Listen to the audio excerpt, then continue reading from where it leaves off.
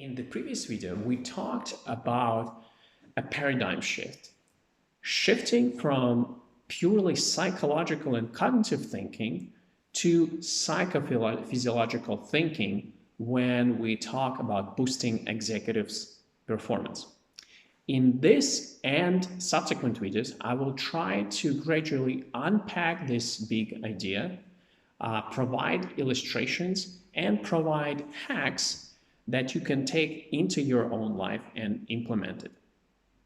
Now, for this video, I thought I would pick one problem which is very prevalent among probably most modern people, and this is feeling that you just don't have enough time.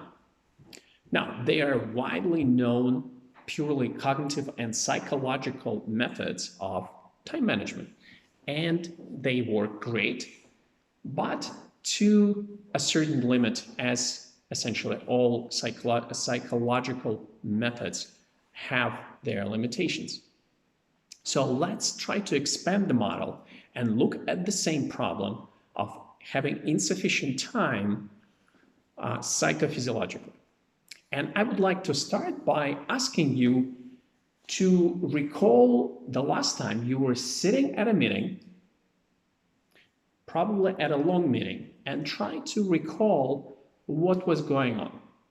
So have you had other thoughts while listening to somebody? Have you maybe had periods of time when you drifted away from whatever was being discussed in the room? Maybe you were thinking about the projects that you have not finished.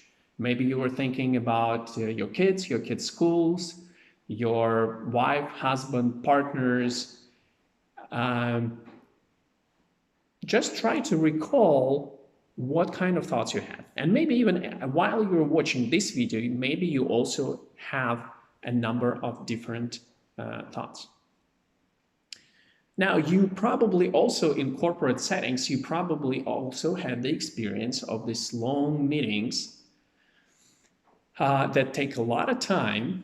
And on top of this, if you start looking around the room and you start thinking that it's not just you who is experiencing thoughts which are not relevant or related to whatever you're discussing in the room, then let's say all the 10 people are engaged at a 50% level. So their attention is floating between whatever you're discussing in the room and something which is not related. Now, what does it do to your time? Well, it wastes your time and it takes away the time from you and other people, right?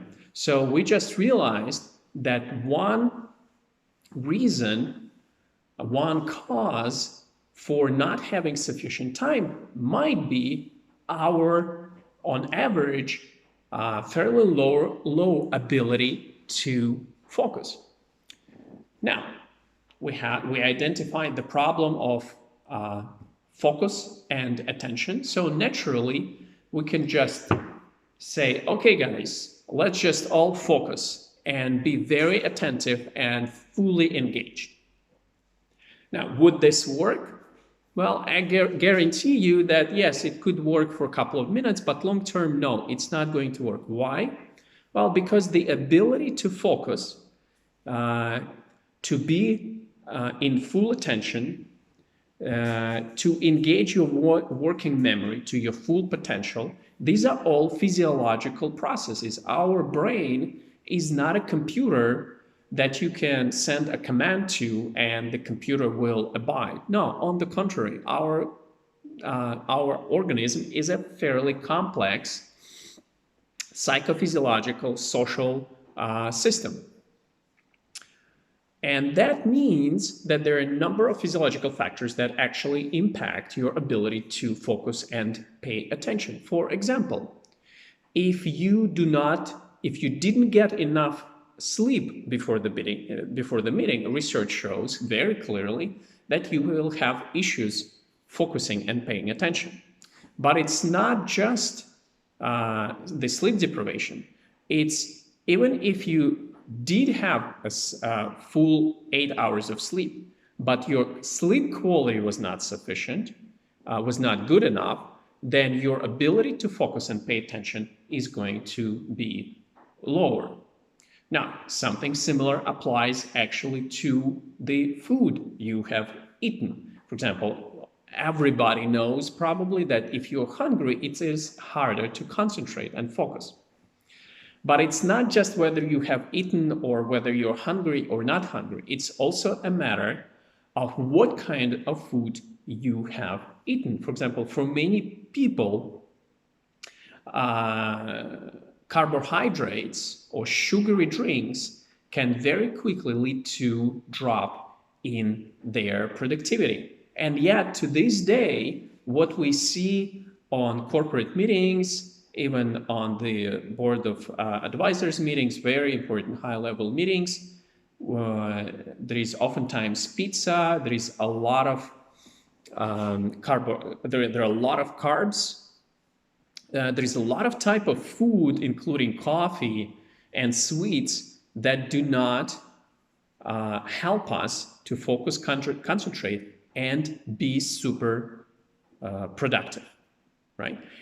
Now, what we have just discussed is basically this very simple idea that one of the reasons we might be suffering from deficit in time is because it's not because we cannot plan or schedule our tasks around, but because we have on average lower ability to focus. And we have that lower ability to focus because of this underlying state of our physiology. And sleep and food are two of the important factors that impact focusing ability and ability to pay attention, but these are not the only factors. There are many more factors. Now, if you take this concept, apply it to yourself, and then you take it and apply it to important meetings, you can see how changing simple things, improving quality of food, making sure, and this may sound very drastic, making sure that people actually get full night's sleep and have high quality sleep. So I would argue, and I have been arguing for this for the past 10 years, that corporations are very interested to make sure that their employees have high quality sleep, because if they don't, the productivity declines rather dramatically. So I hope this was useful, and I hope that you will start paying more attention to the sleep and the food you eat. And in the next video, we will continue our journey exploring performance of executives.